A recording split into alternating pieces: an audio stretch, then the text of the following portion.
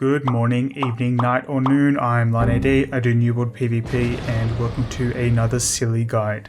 Today we are combining my beloved Rapier blade build with my beloved Void blade and we are smashing them together and seeing what comes out. Before I get into it all, please like, sub, comment, all that fun stuff and follow my Twitch over at twitch.tv/LionAD with double D to watch my PvP live. Fair disclaimer, it's pretty disappointing live. I'm going to speedrun the build outline because I've covered both the bleed build and void blade on my channel quite a few times, but for a detailed and holistic overview either watch the video on screen or in the top right hand of the corner depending on whether I add a widget for it, or see the spreadsheet that I linked in the description which actually has all of my builds into it. Thank you The Cousin on YouTube. He initially did this, he has a spreadsheet with all of his builds and I saw that and I thought, wow, I need this. So now I have one.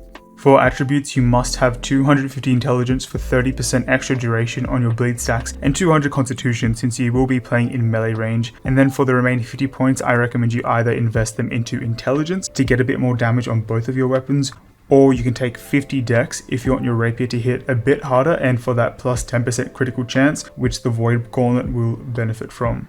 The rapier skill tree is on screen now, have a look now or pause it. 3, 2, 1, next.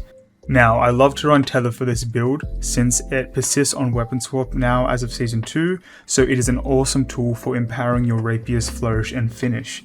Just try to land the tether before you start applying bleed stacks since the empower will take effect at the time of using Tondo, not using flourish and finish. Weapons.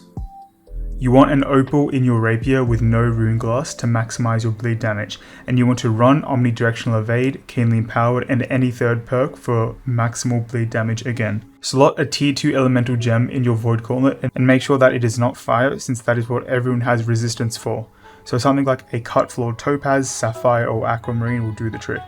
For your armor, you're going to want putrefying scream, slowing tether, and voracious blade, but you can definitely get one of those on your void gauntlet.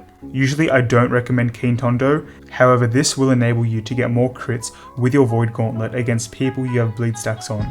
And we know how important crits are, so consider taking keen tondo.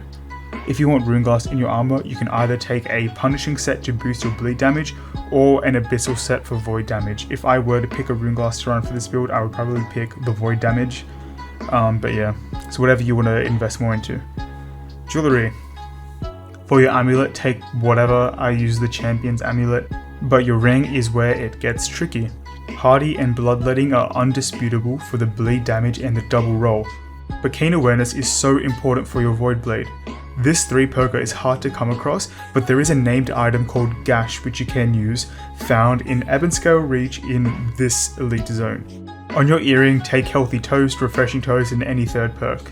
And for Heartrune, take whichever Heartrune you feel best using. Now, as for a bit of advice as to how you run this build, your main source of damage is just going to be your Void Blade. You're just going to be a Void Blader going around doing Void Blade things.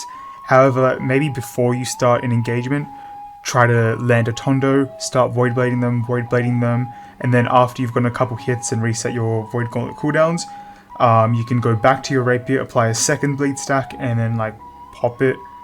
So basically the entire playstyle of this build, it's all about really just harassing them with a void blade, but weaving in a bleed stack wherever you can, either before your engagements, in the middle of your engagements, or after your engagements. And then maybe if they're half health or a bit below half health, you can just really unexpectedly get off your void blade and just do a quick Tondo, evade, animation cancel into a flourish and finish as shown on screen.